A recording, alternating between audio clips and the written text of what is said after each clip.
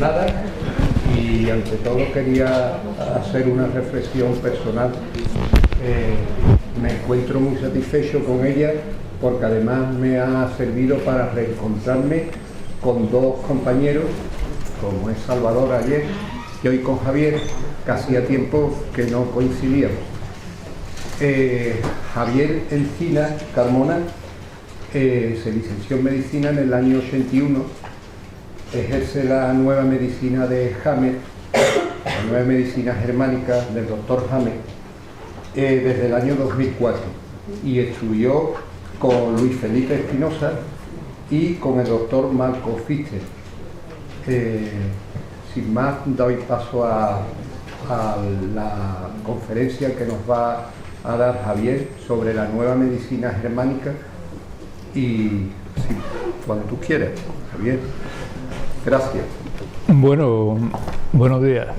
Más que una conferencia, me gustaría que fuera una presentación de la nueva medicina que fuera muy práctica, que a ustedes les sirva para aplicarla a partir de ya, de cuando termine la presentación, y cuando salgan a la calle puedan tener una visión un poco ya distinta. Yo diría que si prestan atención y lo reflexionan a fondo, no solamente una visión distinta, sino una visión completamente revolucionada de la medicina y de cómo nos planteamos en esta sociedad nuestra la salud, ¿no? Por supuesto no van a convencerse al 100% con una conferencia, pero sí que ustedes puedan luego en internet hay mucho material y además buen material, muy pormenorizado, bien explicado, detallado, con vídeos. Sobre todo hay un vídeo de 4 horas hecho por la escuela italiana de Marco Fischer, que prácticamente deja poca interrogante, ¿no? Y entonces yo lo que les pediría un poco que trataran de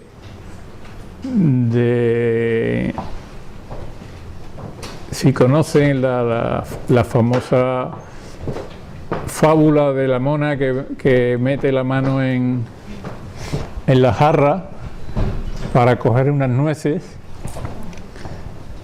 que luego lógicamente no puede sacar la mano si no suelta las nueces. O sea, hay que soltar las nueces para sacar la mano, o bien no puede sacar la mano.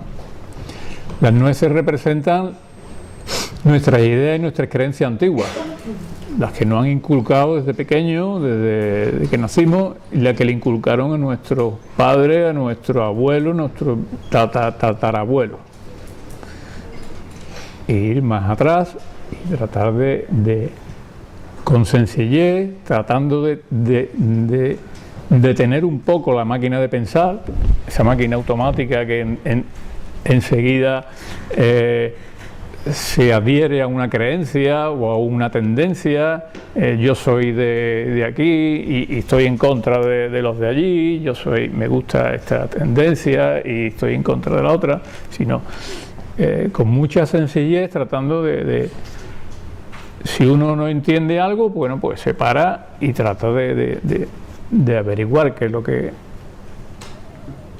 le convence, qué es lo que le parece más lógico, ¿Cuántos de aquí han oído hablar de la nueva medicina germánica? Bueno, la mayoría, ¿no?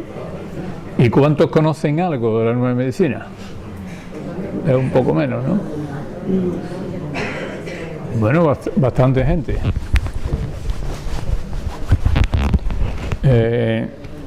La nueva medicina germánica se basa en 5 leyes que no vamos a profundizar porque francamente no da tiempo. Ni siquiera esta presentación nos va a dar medio minuto por diapositiva. No tenemos ni medio minuto por diapositiva. Es decir, pues son 96 diapositivas, es decir, que no vamos a poder profundizar mucho, porque el tema no es complejo, la nueva medicina en realidad es simple, es sencilla, como todas las verdades son sencillas. Cuando ustedes vean algo que es complicado, empiecen a sospechar. La verdad siempre es simple, siempre es sencilla. Ahora, que sea sencilla no quiere decir que sea fácil de asimilar y de captar, y que se pueda hacer en un par de días.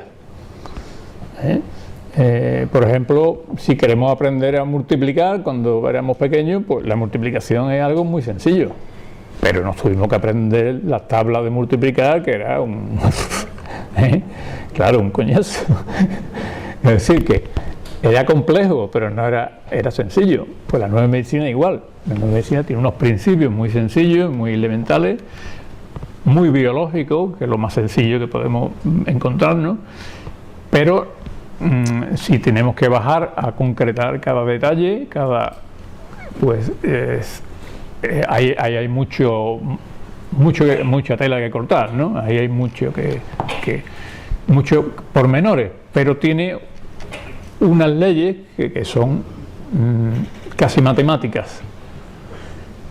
Entonces, yo os preguntaría, en primer lugar, porque no quiero empezar con conclusiones, es decir, yo expongo las conclusiones y vosotros aprendéis con lo que se supone que tenéis que aprender, sino quiero hacerlo al revés.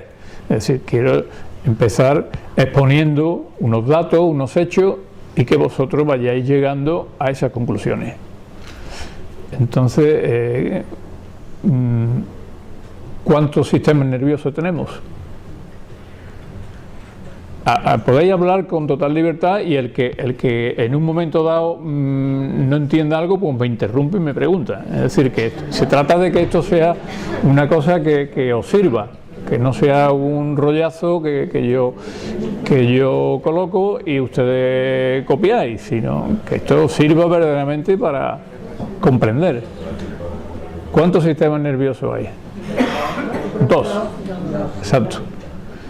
Hay 2 sistemas nerviosos, que uno es el sistema nervioso voluntario, que está radicado en el encéfalo, y otro es el sistema nervioso vegetativo. Pero de este sistema nervioso vegetativo la mayoría de la gente no ha oído ni hablar.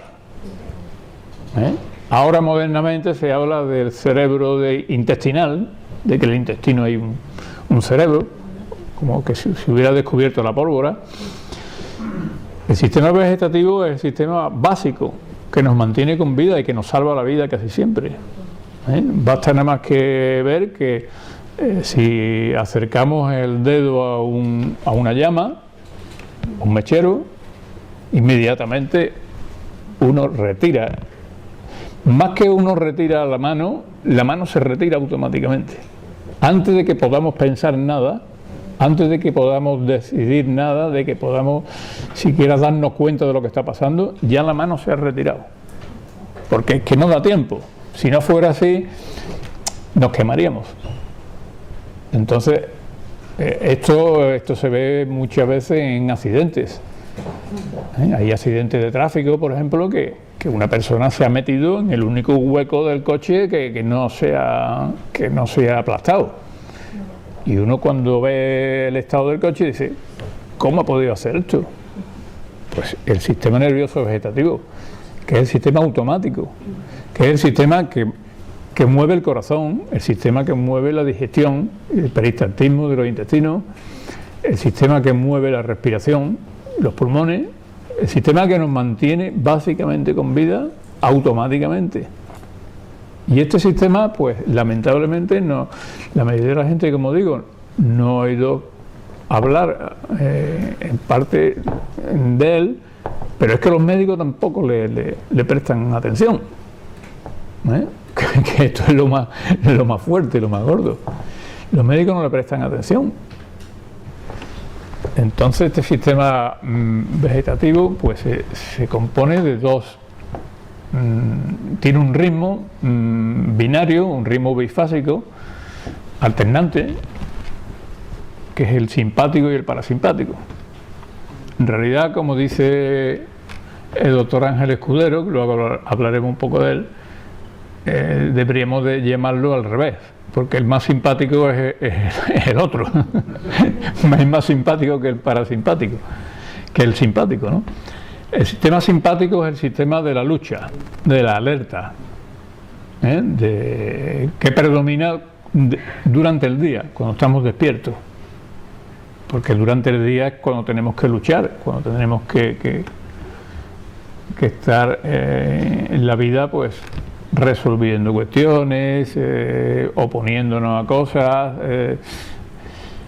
y entonces alerta, tenemos que estar alerta, y este es el sistema que predomina durante el día sobre todo, y dentro del día cuando tenemos una situación difícil, cuando tenemos una situación que no nos esperamos, que nos supera nuestra expectativa, que supera nuestra aparente resistencia.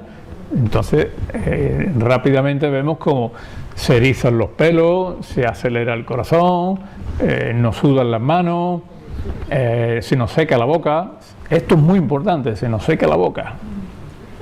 Esto es muy claro cuando porque los conferenciantes siempre están bebiendo, porque los toreros siempre están bebiendo en la plaza, porque el miedo seca la boca. No hay nada que seque más la boca que el miedo. Luego, si queremos mantenernos en una actitud donde el sistema simpático no predomine, por lo menos cuando no hay necesidad, porque muchas veces el sistema simpático se exagera, porque aunque es un sistema autónomo, que es llamado autónomo o independiente, el sistema vegetativo, no un sistema que está, en realidad no es un nombre adecuado. El sistema vegetativo está conectado con el sistema voluntario, con el sistema del encéfalo. Lo que pasa es que está conectado de una forma básica, pero está conectado, no está independiente. Entonces, mentalmente nosotros podemos montarnos, como se dice en una película, montarnos una interpretación de una situación donde el sistema simpático se dispara. Y a lo mejor la realidad no es así, no tiene nada que ver con eso. Estamos exagerando. No podemos olvidar que nosotros no captamos la realidad. Nosotros captamos una interpretación de la realidad, que es más o menos aproximada a la realidad según pensemos mucho, pensemos poco. Hay personas que piensan mucho y hay otras personas que incluso deliran ya de lo que piensan.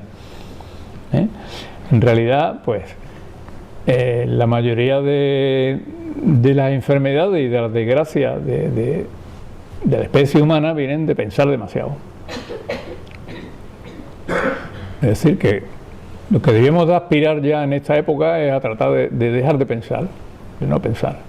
¿Por qué? Pues porque el pensamiento, el proceso de pensamiento ha surgido en una época filogenética de evolución de la especie humana arcaica, primitiva, cuando vivíamos en las cuevas, cuando empezamos a ser mamíferos sociales. El hombre es un mamífero social que vive en grupo y que tiene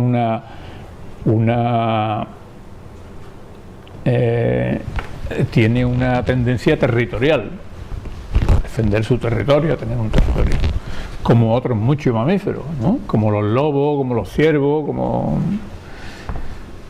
como la mayoría de los mamíferos que viven en grupo, que conocemos. Esto no nos gusta reconocerlo y en los últimos años o siglos pues se ha ido olvidando, de forma que nosotros pues continuamente lo que hacemos es hincapié en que somos civilizados, somos seres civilizados, pero en realidad civilizados estamos desde hace un rato. O sea, en tiempo filogenético, en tiempo de la evolución del cosmos, del universo o del planeta, estamos civilizados desde hace un cuarto de hora, porque nosotros tenemos una evolución de millones de años. Incluso si vemos los estudios de los paleontólogos y de los estudios de muchos antropólogos, pues hablan de de miles de años y cada vez nos vamos yendo más atrás, ¿eh? Las últimas investigaciones que se están haciendo en Atapuerca, pues llevamos por 58.000 años y llevamos camino de los 80.000 años. Ya vivíamos en grupo, ¿eh? Y todavía nos estamos preguntando si había lenguaje o no, pero ya vivimos en grupo. Imaginaos una horda de homínidos, de donde nosotros provenimos, de seres humanos primitivos, que tenían que salir a cazar porque había un invierno que era glacial o una época semiglacial. Pues esta gente tenía que empezar a pensar, pero como loco. ¿Qué es el pensamiento? ¿Qué hacemos con el pensamiento? Con el pensamiento planeamos, organizamos, comparamos, categorizamos, le damos una categoría a las cosas, cruzamos los datos. Todas estas cosas las hacemos con el pensamiento. Para esta gente primitiva, pues para este hombre primitivo era vital el pensamiento, porque si iban a cazar un mamut o iban a cazar un animal, un oso, que era su supervivencia, porque si no se cazaba, pues allí moría toda la familia, muchas veces. Estamos hablando de una época donde la edad media de un ser humano era a lo mejor 25 años, y torcerse un tobillo en una montaña cuando iba un cazador solo, pues equivalía a la muerte. Es decir, que era una época muy dura, donde la naturaleza ponía a prueba al ser humano al máximo. Entonces se desarrolló un pensamiento también al máximo. Entonces estos seres humanos, esta horda, tenía que reunirse, tenía que decir, mira, cuando venga el mamut por allí, 5 vamos a atacar por aquí, otros 5 por allí. Incluso antes de existir el lenguaje, lo dibujarían en algún, como se pudieran entender, ¿no? En un lenguaje primitivo. Vamos a hacer esto, vamos a hacer lo otro. O sea, tenían que colaborar o tenían que cooperar. ¿Qué ha pasado? Pues ha pasado que ha pasado el tiempo, nos hemos civilizado, vivimos cómodamente, por lo menos en las ciudades occidentales. El ser humano vive en su inmensa mayoría en grandes ciudades, pero el pensamiento no ha disminuido. Seguimos pensando al mismo ritmo y en la misma cuantía. ¿Por qué? Porque se ha convertido en una especie de costumbre, de adicción, diría yo, ¿no? Como una especie de droga, en una adicción. Ya automáticamente, ante cualquier hecho, empezamos. Entonces la interpretación que le damos a las cosas, pues, es muchas veces auténticamente delirante. Cuando vamos a ver, pues, los hechos son mucho más simples, mucho más sencillos, pero a pesar de eso seguimos. Incluso nuestra civilización, pues, ha convertido el pensamiento en algo meritorio, en algo digno de realizar, en algo elevado, en algo. Pero es que estamos viendo que se ha terminado la época en que nosotros tenemos que estar todo el día pensando, porque esto no nos está trayendo más que problemas. Porque es que nos estamos autodestruyendo, estamos destruyendo el planeta y nos estamos autodestruyendo. ¿Cómo es posible que lleguemos a las soluciones sociales que estamos llegando? El comportamiento que tenemos con los animales, el comportamiento que tenemos los seres humanos unos con otros, por ejemplo, las guerras. ¿Cómo se justifican las guerras? Guerras de exterminio, genocidios. Pensando. Viene alguien, nos explica por qué esto es así, por qué hay que hacer esto, por qué hay que hacer lo otro, por patatín, pam. Y todo el mundo, sí, claro, sí. Que hay que exterminar a esto, hay que hacer una guerra, ¿Cómo podemos llegar a esos extremos? Porque el pensamiento se nos ha desbocado, se nos ha disparado. Entonces estamos civilizados, pero muy poco civilizados. Aquí somos más finos, pues tenemos sanitario y tenemos cuarto de baño con sanitario roca. Ya no marcamos el territorio con la orina y con las heces, como cuando vivíamos en el bosque. Pero en definitiva, en el fondo, ¿qué hemos cambiado? Antes nos matábamos con hachas de piedra y ahora nos matamos con misiles y con pistolas. Es decir, que todavía es más... Esa es la sofisticación que ha habido, ¿no? Que ahora pues podemos matar a una persona sin que sepa quién ha sido, a 100 metros de distancia, y antes había que ir con el hacha a matar al otro. ¿Esto es verdaderamente un cambio de fondo? No. El tiempo filogenético, de evolución filogenética, no se mide por siglos. Nosotros estamos civilizados hace unos cuantos siglos. Más que hay que pensar que en el Palacio de Versalles introdujeron los cuartos de baño cuando lo abrieron al turismo. No había cuartos de baño. Se iban los criados a retirar los excrementos de una habitación donde iban los nobles a hacer sus necesidades, y por eso usaban tanto perfume y continuamente el abanico, porque habría una atmósfera que sería irrespirable. Estamos hablando del siglo XIX, finales del siglo XVIII, siglo XIX. Así que estamos civilizados. Entonces, ese hincapié que hacemos en que estamos civilizados y no queremos ver que somos seres, somos mamíferos gregarios,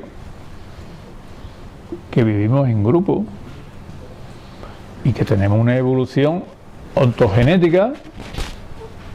Ontogenético quiere decir que se refiere a la especie, y filogenética, que se refiere al conjunto de las especies, a todo, de millones de años, ¿no? El doctor Hammer pone a veces ejemplos como el jet lag de los aviones, ¿no? ¿Cuándo vamos a superar el jet lag, la raza humana? Tú coges un avión aquí y vas a Colombia y estás yendo en contra del sol. Es decir, que llega allí antes de salir de aquí, antes de lo que saliste de aquí. Eso es antibiológico. El ser humano no está preparado para eso. Y por lo tanto va a necesitar unos cuantos siglos, como mínimo, si no miles de años. Por lo tanto vamos a tener que sufrir el jet lag, que son 3 días que estamos como medio mareados y como medio tontados. Porque es una cosa que no es biológica, que la biología no se puede adaptar a esa velocidad, que es adaptado. Nos hemos civilizado demasiado rápido. Entonces, este es el razonamiento básico que tenemos que tener en cuenta y que no podemos olvidar. Porque todo el día nos están hablando del progreso y del avance de la medicina, de que la medicina ha conseguido erradicar tal, que la medicina ha conseguido bastante poco. El otro día estaba leyendo un artículo que decía que para el año 2020 pues el cáncer se iba casi a duplicar. A 2030 creo que era. ¿Qué es lo que estamos avanzando? Estamos avanzando, digamos, en lo externo, en lo accesorio, en lo básico. Y todo esto viene por olvidarnos de que somos mamíferos gregarios territoriales. Antes que nada. Es decir, nuestro nombre es animal. Y nuestro apellido es civilizado. No al revés. No somos civilizados y luego animales, somos animales y luego civilizados. Si nos comparamos con el resto de los animales, el resto de los mamíferos no tienen problemas, como nosotros. No tratan de retorcer la realidad ni de ir en contra de la realidad, como nosotros. Nosotros estamos todos los días tratando de ir en contra de la realidad. pues esto no debía de ser así, pues esto no debía de, pues a mí no me debía de pasar esto, pues esto debía de ser de otra forma, pues esto debía de... Pero ¿por qué? ¿De dónde sacamos eso? Y tú miras a tu alrededor y ves al gato allí tan tranquilo, ¿no? Siendo gato, que es lo que tiene que ser, un buen gato. Y al perro, pues siendo perro, y a la vaca siendo una vaca. Nosotros somos los únicos que nos salimos del guión. ¿Por qué? Porque hemos hipertrofiado el pensamiento y cada vez estamos más alejados de la biología. Y la biología es inapelable. Si nosotros no respetamos la biología, vamos a ser eliminados. La naturaleza pues es lo que más nos ama, porque somos productos de la naturaleza, somos sus hijos, digamos, somos sus creaciones, pero la naturaleza es económica al 100%.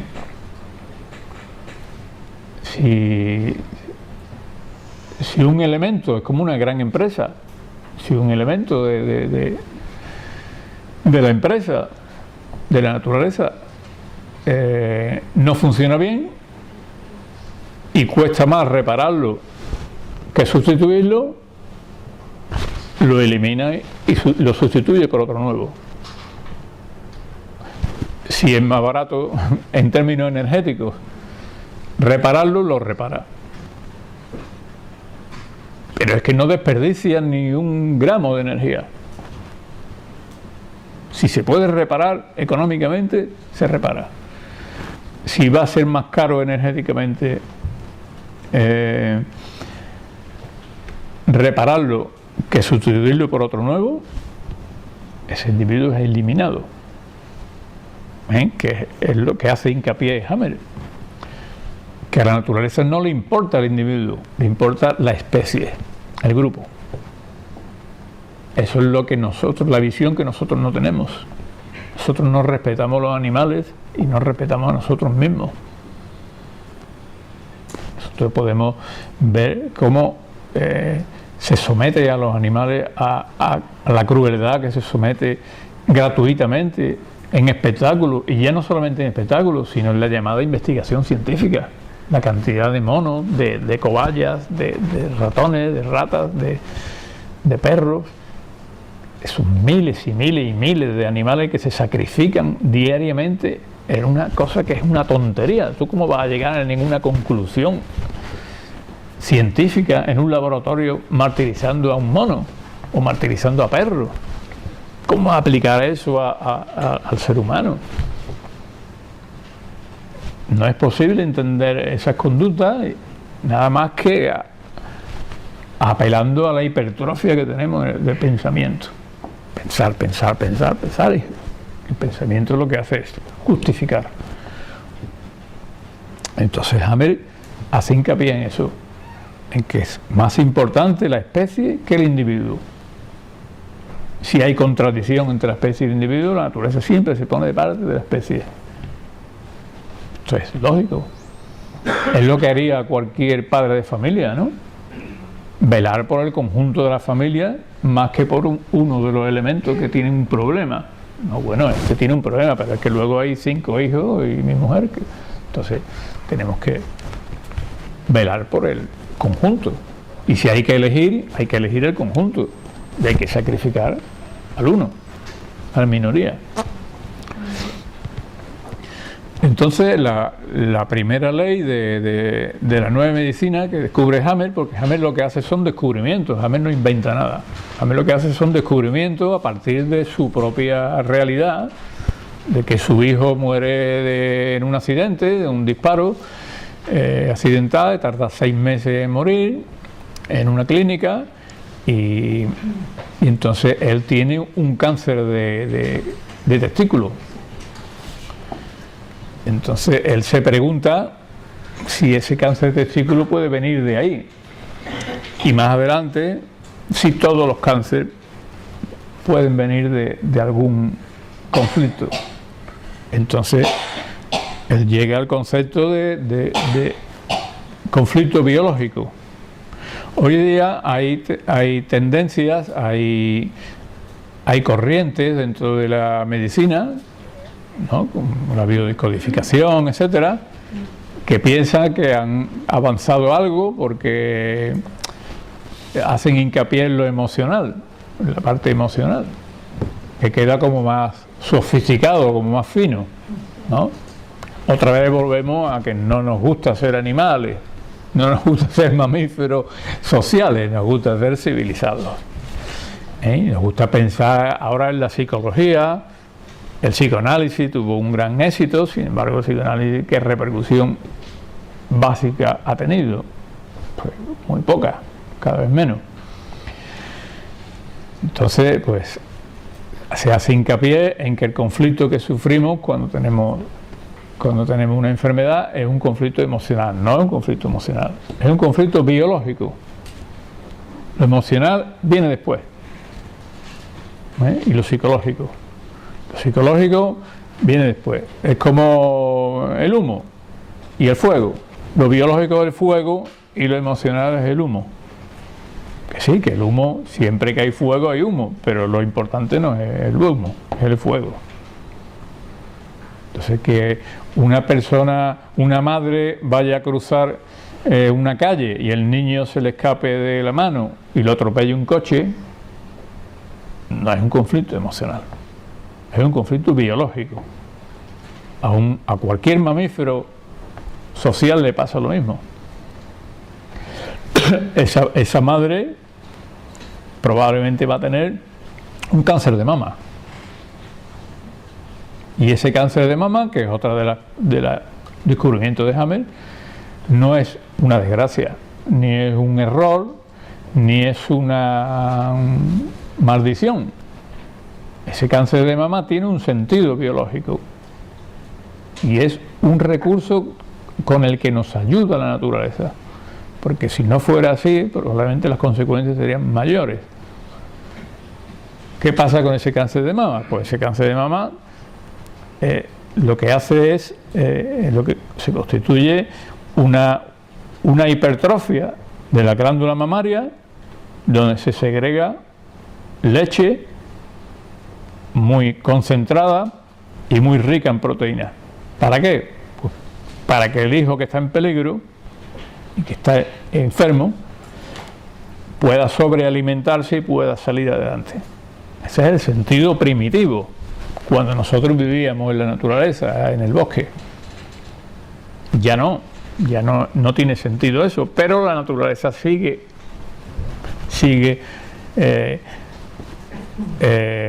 reproduciendo el mismo mecanismo. O cuando una oveja, el lobo se le come una cría. ¿Qué pasa? Que la oveja tiene un cáncer de ovario. Ese cáncer de ovario segrega hormona de embarazo, progesterona, con lo cual sustituye rápidamente y se queda otra vez embarazada y sustituye la cría que le ha comido el lobo, que ha desaparecido. Lo mismo que la especie humana.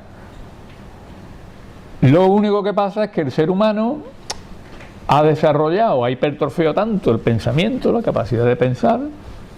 Hemos cogido una adicción tan gorda a pensar, todo el día pensando, que el simbolismo y el sentido figurado lo hemos llevado al límite, a cota insospechada. Entonces, es simplemente que salgamos corriendo una mañana que vamos al trabajo y se nos escapa el autobús, pues todo el mundo ha vivido esa experiencia. Nos quedamos ya con cara de tonto, nos vemos ya como un ser desgraciado. Eso es una metáfora de mi vida. Todos los autobuses se me han escapado.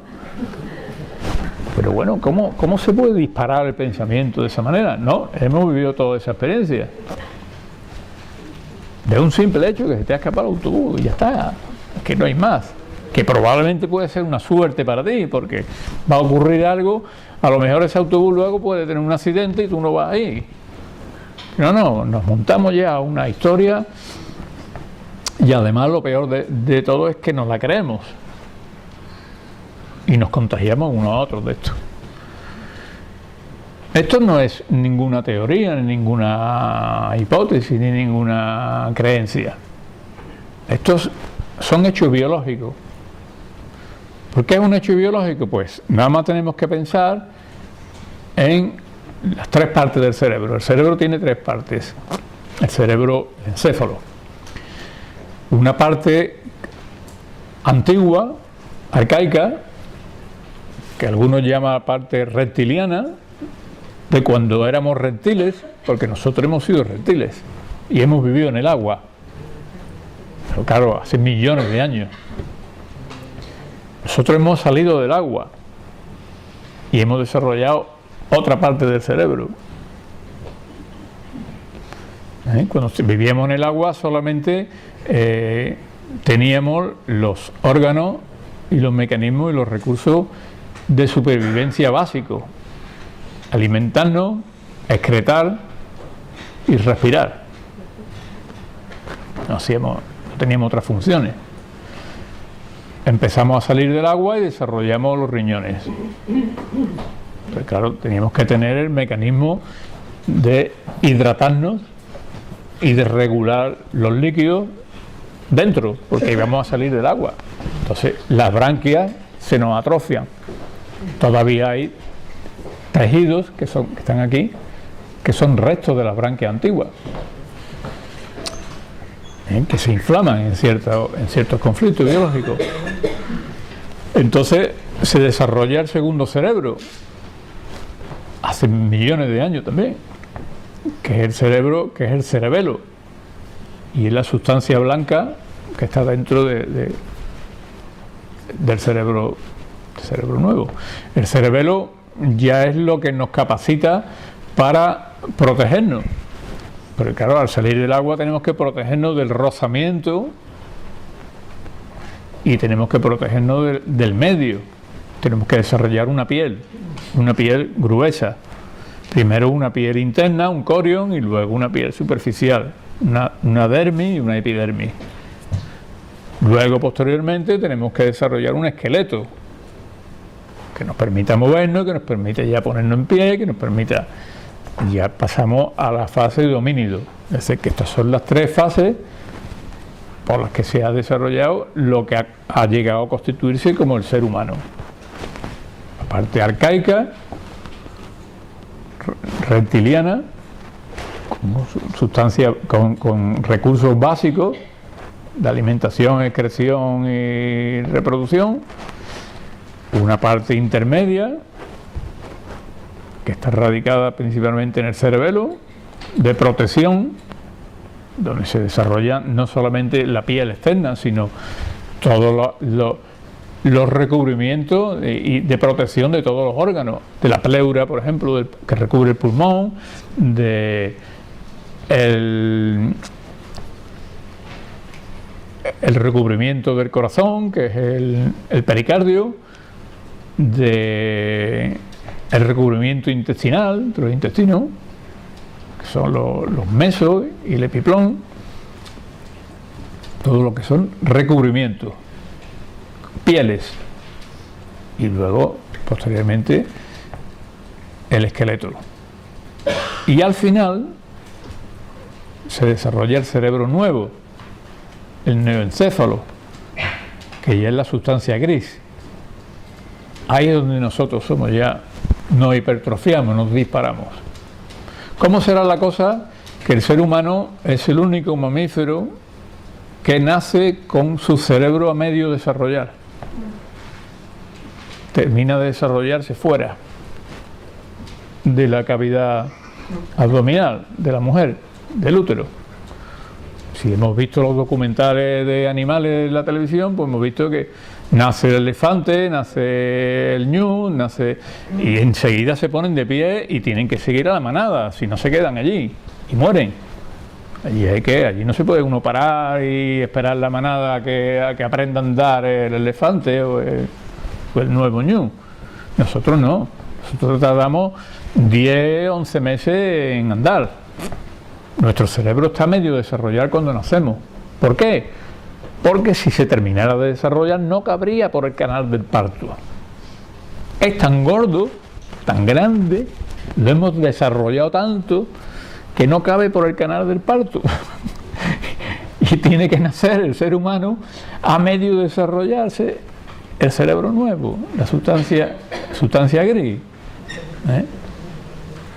Vemos que el razonamiento que estamos haciendo del pensamiento no es que nos lo estamos inventando, es que biológicamente está demostrado así.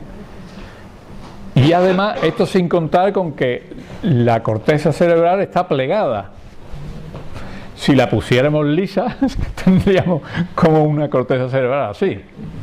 A lo mejor podría tener 1 metro o 1,5 metros de diámetro, ¿no? O sea que, contando el inmenso cerebro que tenemos, y todo esto estando plegado, estando arrugado. Está arrugado, está plegado dentro de la cavidad craneal. Y sigue creciendo. O sea, que sería hora ya de que el paradigma cambiara y de que empezáramos a tratar de darnos cuenta de lo que está pasando con el planeta, como seres humanos y filogenéticamente como especie. Entonces la mayoría de esos conflictos que producen la enfermedad, como digo, son conflictos biológicos, no son psicológicos ni son emocionales, como dicen hoy algunos, sino que son biológicos. Lo que pasa es que esa persona que pierde el trabajo y lo echan del trabajo y llega a su casa y es el único sueldo que entra en la casa, pues llega un momento que dice: me muero de hambre, me voy a morir de hambre. Y además literalmente se lo cree. Y entonces se dispara un programa biológico idéntico al que se disparaba en el mamífero antiguo cuando se iba a morir de hambre, que era la ulceración, por ejemplo, de los conductos del hígado, de los conductos biliares, para tratar de ampliar la capacidad del hígado para evitar que esa persona se muriera de hambre. Y la mayoría de los conflictos son así. Es decir, que nosotros cuando... Esto es un descubrimiento genial de Hammer, esto no se le ha ocurrido a nadie anteriormente. Cómo nosotros seguimos, nuestra naturaleza sigue reaccionando como hace miles de años, aunque ya no tiene sentido, no tiene razón de ser. Pero gracias a nuestro pensamiento, a nuestra capacidad simbólica de simbolizar y de tener un sentido figurado, pues hacemos ahí una proyección y una suplantación y llegamos a la conclusión de que te va a morir de hambre, y literalmente como si te fuera a morir de hambre. Y el organismo reacciona exactamente igual. Tiene en el trabajo una persona, un compañero, un jefe al cual tú no tragas, y cuando llega el fin de semana tiene una angina. Las glándulas de la garganta se han inflamado, se ha ulcerado. ¿Por qué? Porque tú no tragas eso. Exactamente igual que cuando vivíamos en el bosque, pues si nos quedaba algo aquí atragantado, un trozo de comida o un hueso, y tenía que ulcerarse la mucosa de la faringe para agrandar el espacio y para que aquello pasara, que es la función que tiene. ¿Cómo podemos reaccionar ante un jefe que no tragamos, o ante una persona que no tragamos, igual que si verdaderamente tuviéramos ahí un trozo de comida que no tragáramos? Así es, así ocurre.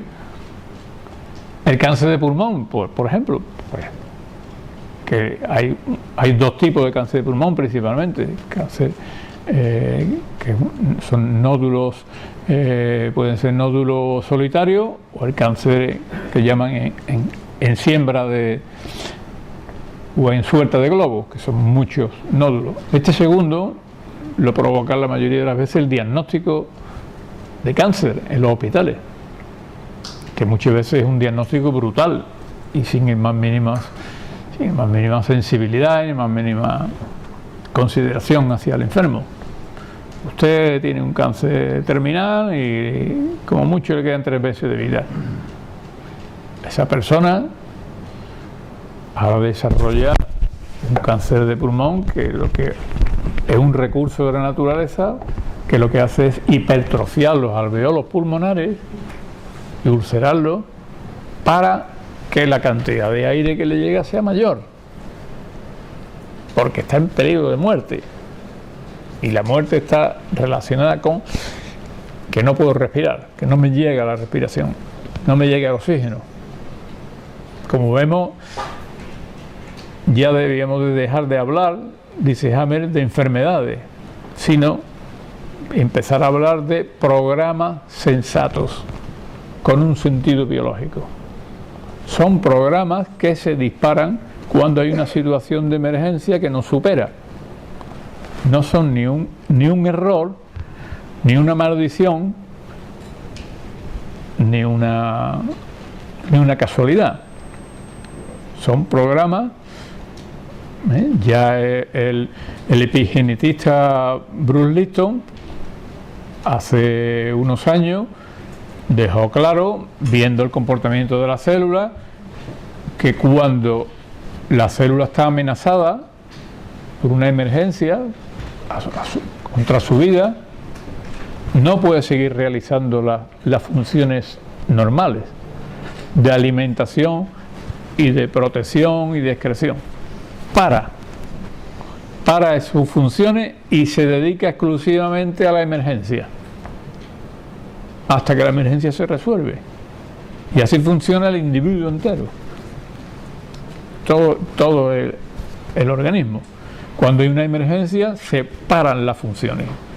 Por eso cuando hay un conflicto lo primero que ocurre es que dejamos de comer, no tenemos ganas de comer, dejamos de dormir, no podemos dormir, estamos todo el tiempo pensando en lo que nos ha pasado. Es decir, que entramos en fase simpática, el sistema que hemos dicho antes, que era el sistema de lucha. El sistema de lucha, en vez de relajarse por la noche cuando dormimos, que es lo normal, porque hemos dicho antes que el sistema simpático opera principalmente de día. Y cuando ya a partir de las 8 de la tarde, depende de la estación del año, pero ahora, por ejemplo, en este tiempo, desde las 8 de la tarde hasta las 8 de la mañana aproximadamente, empieza a imperar el sistema de descanso, de relax, que es el vagotónico o el parasimpático. La persona que ha sufrido un conflicto, por la mañana, por ejemplo, se queda enganchado al simpático. Por lo tanto, no come, no duerme, tiene la boca seca, tiene las manos frías, está en continua simpaticotonía hasta que resuelve el conflicto. Si ha sido un conflicto pasajero leve, pues lo resuelve pronto y al día siguiente empieza la curación. Si ha sido un conflicto duradero o que sigue permaneciendo y no lo puede resolver, sigue ahí enganchado a la simpaticotonía. Y a veces hay conflictos duraderos que no se pueden resolver. Por ejemplo, una mujer que sufre maltrato por su marido y no se puede separar, y ha tenido un cáncer, por ejemplo, y si repite recidiva del cáncer, al final no puede resolver ese conflicto y muchas veces lo que muere es cuando la resistencia y la reserva de su organismo terminan, hasta que, porque lógicamente no se puede resolver el conflicto. Pero la mayoría de las veces el conflicto sí se resuelve. Entonces vemos cómo cuando empieza a resolverse el conflicto, empieza a engancharse, el individuo se engancha a la vagotonía, al parasimpático, al vago. Y la situación es la inversa. Empezamos a tener fiebre, empezamos a tener las manos calientes, empezamos a sudar, empezamos a tener apetito y a volver a comer, empezamos a dormir mejor, sobre todo la primera parte de la noche, aunque probablemente vamos a despertarnos a las 5 de la mañana y luego nos vamos a dormir ya por la mañana tarde. Hammer esto lo explica diciendo que cuando nosotros vivíamos en el bosque y éramos seres primitivos, en la convalescencia teníamos miedo de que un depredador nos atacara, porque estábamos débiles. El conflicto se está solucionando, pero todavía estamos débiles y no podemos enfrentarnos a un depredador. Entonces, ¿cuándo estamos más seguros? Cuando empieza a amanecer. Mientras que por la noche, en la oscuridad, estamos inseguros porque el depredador nos puede atacar. Esto es lo que nos ocurría antes y todavía no se nos ha olvidado. Todavía nuestro cerebro sigue funcionando igual. Entonces, la persona duerme la primera parte de la noche, pero a lo mejor a las 5 de la mañana o a las 4 y media despierta y luego a las 7 de la mañana pues coge el sueño estupendamente hasta las 9 o las 10.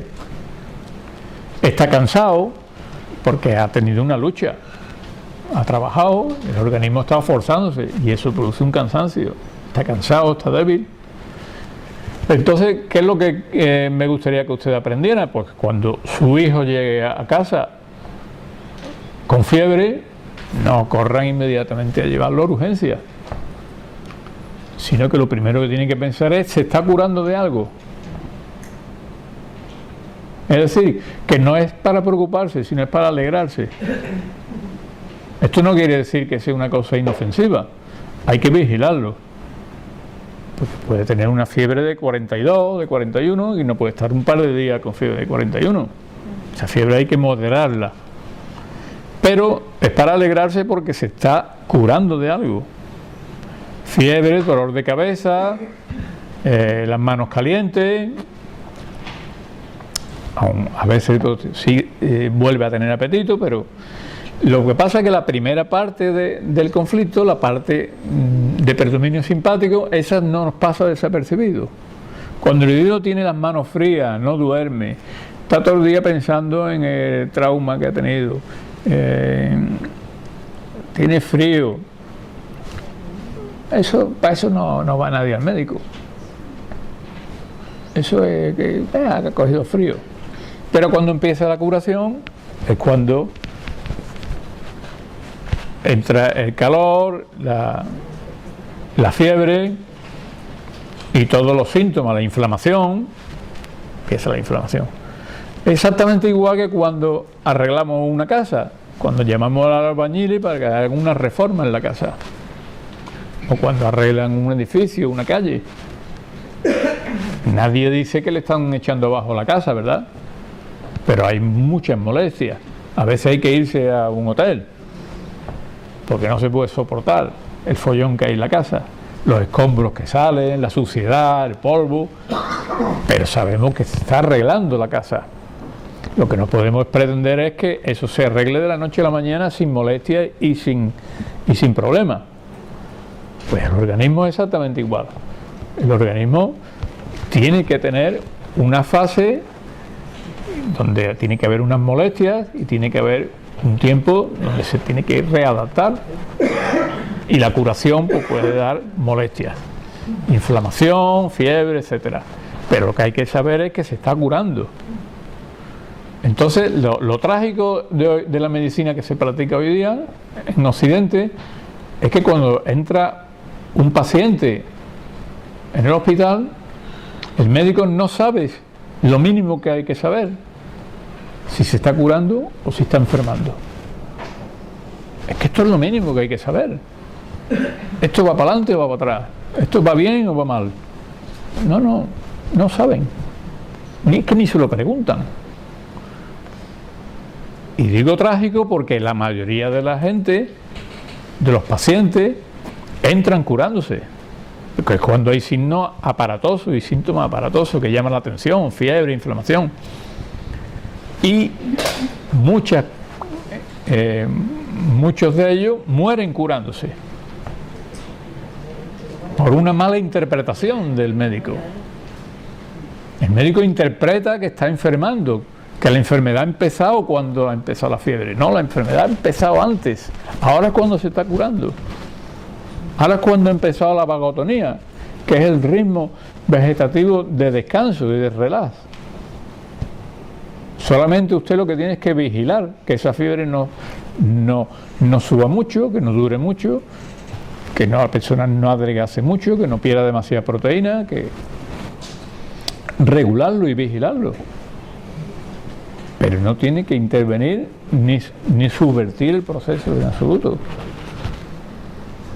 Esto vale para el cáncer y para cualquier enfermedad.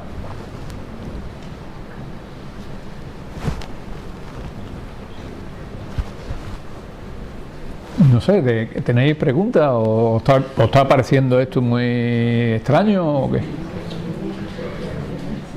¿Hay cosas que os chocan o...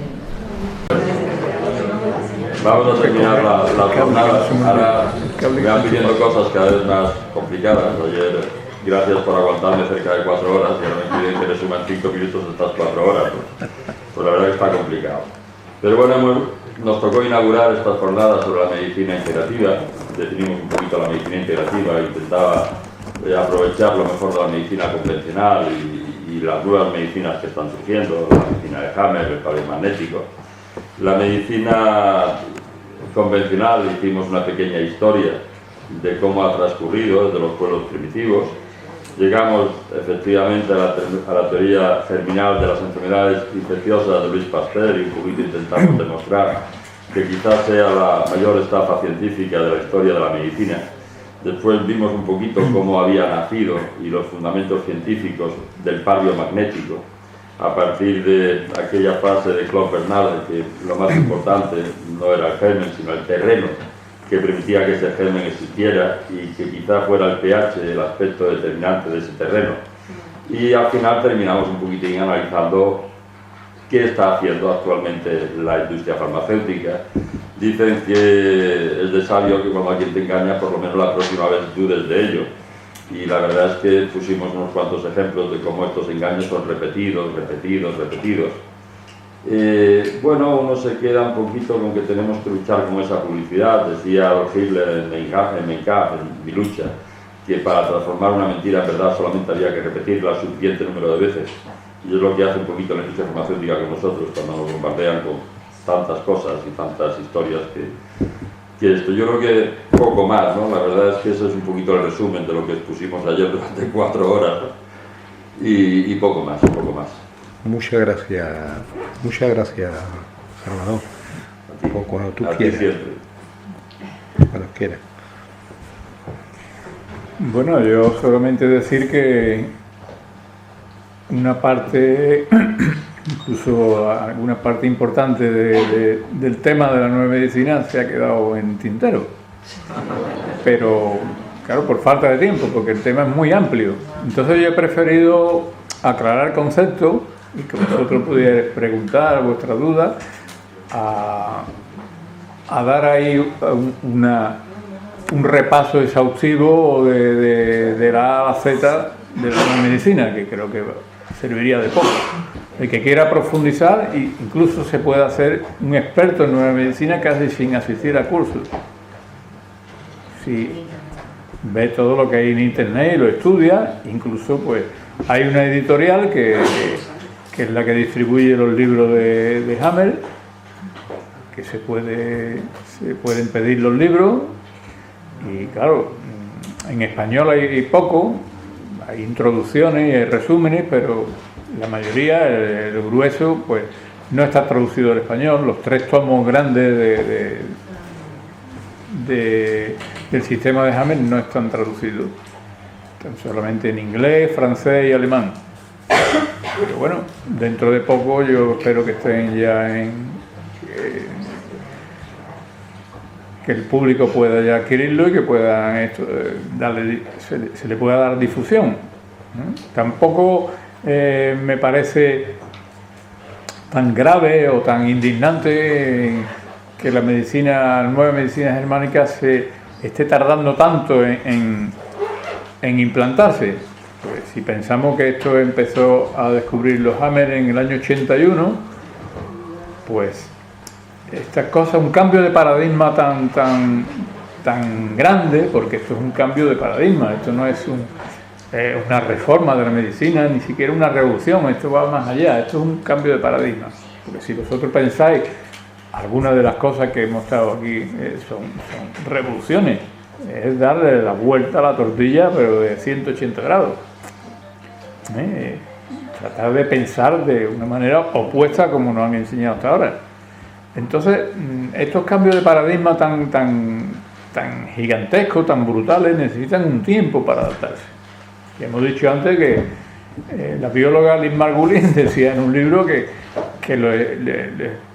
los descubrimientos científicos tardaban una media de 20 años en transmitirse de unos científicos a otros. Es una barbaridad. De lo que descubre un químico, de lo que descubre un físico, hasta que llega al biólogo, o lo que el biólogo descubre hasta que llega al médico, es una media de 20 años. Así que ni se ponen de acuerdo y además cada uno va defendiendo su posición. Cada uno, aquí hay como decíamos antes, somos mamíferos sociales territoriales y cada uno defiende su territorio. Y lo que yo descubro y mi teoría, esto es mi territorio. Y yo no voy a soltar eso fácilmente hasta que no me vea obligado totalmente por las circunstancias. Entonces, esto es lo que va retrasando el desarrollo científico, ¿no? En fin, yo creo que hemos tocado los puntos quizá más interesantes y ahora pues el que esté interesado pues que vaya profundizando, que yo creo que va a encontrar cada vez más, se va a encontrar cada vez más interesado, se va a encontrar cada vez más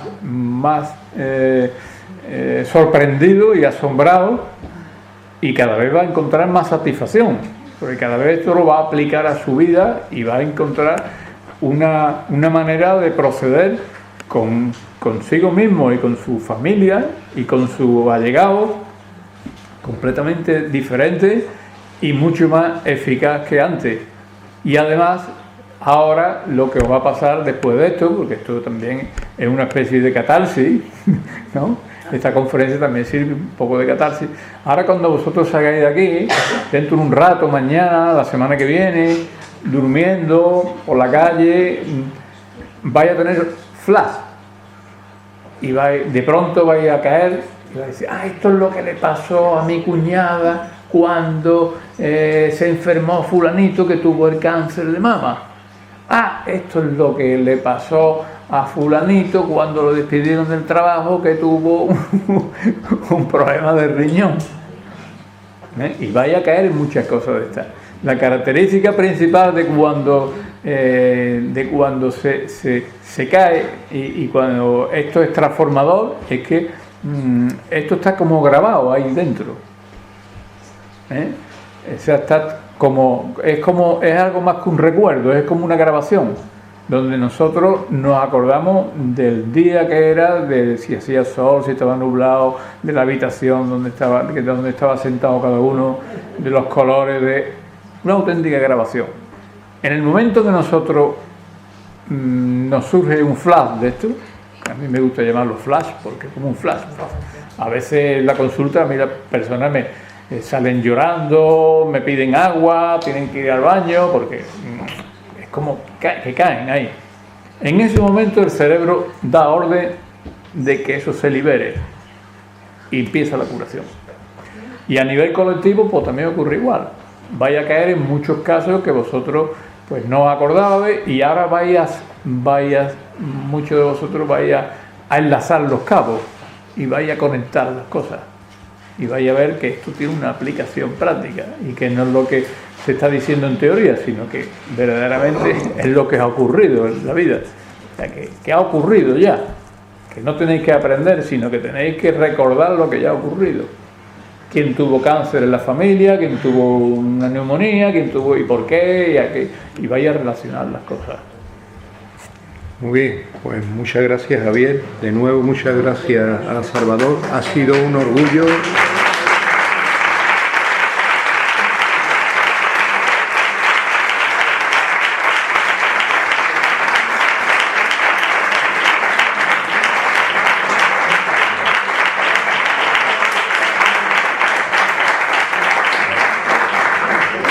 sido un orgullo y un honor compartir con mis dos colegas esta mesa y por supuesto con todos vosotros. Espero que nos reencontremos, y yo voy a hacer un pequeño resumen de Emilio.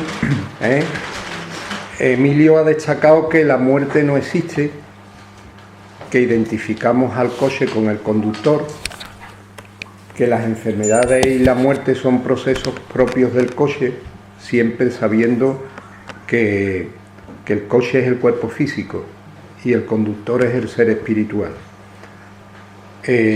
También ha dicho que desde esta perspectiva el concepto de enfermedad es una llamada de atención para indicarnos bien que nuestra experiencia consciencial va a terminar, o sea, serían las enfermedades terminales, o para ampliar nuestra conciencia o la de nuestros seres queridos, que eso serían las enfermedades no terminales.